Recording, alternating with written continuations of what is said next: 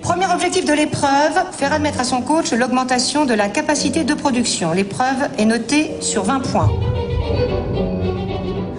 Je sais pas si je vais y arriver, Damien. Non, te stresse pas. On a commencé l'écriture du scénario en 2004. Déjà à l'époque, c'était très développé. Pour moi, le coaching est un autre nom de la formation. Alors c'est vrai que la formation en entreprise, ça a toujours existé, c'est quelque chose de très positif.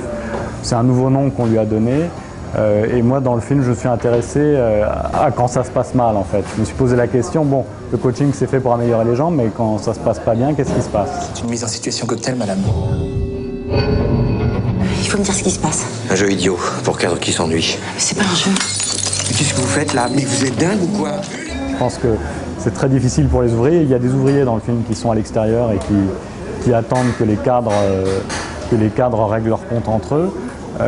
J'ai voulu parler des cols blancs, entre guillemets, parce que je trouve que ce sont des gens qui souvent ont des bons salaires, qui parfois ont des conditions de travail meilleures que celles des ouvriers, et pourtant il y a une précarité très forte chez les cols blancs, et que souvent la pression qui s'exerce sur eux est très très violente. Donne-moi 3 mots pour définir les nouveaux conditionnements. Alors, clarté, tendance, adaptation. Effectivement, aujourd'hui, les cadres qui arrivent sur le marché du travail, qui ont déjà une petite carrière, sont dans des situations professionnelles beaucoup plus dures que celles des cadres d'il y a 10 ou 20 ans.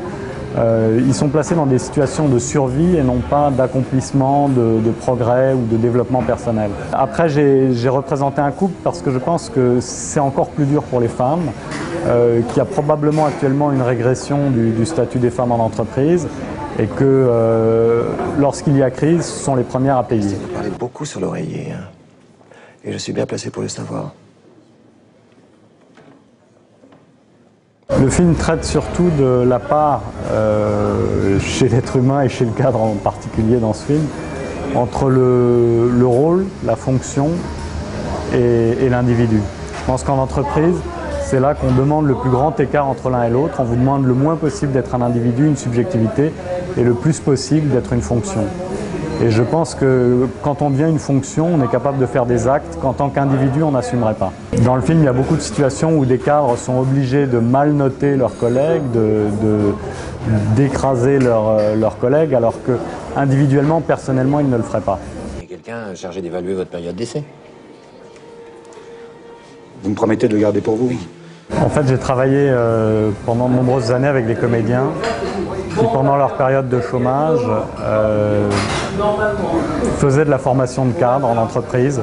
Pour écrire le scénario, je me suis beaucoup appuyé sur des scénarios de coaching que ces comédiens m'avaient transmis, c'est-à-dire en gros les textes qu'ils avaient à jouer face aux cadres. Par ailleurs, il y avait déjà eu des exemples assez célèbres de coaching d'entreprise collective sur une chaîne de télévision, un fabricant de téléphones portables qui avait fait des coachings collectifs avec ses cadres.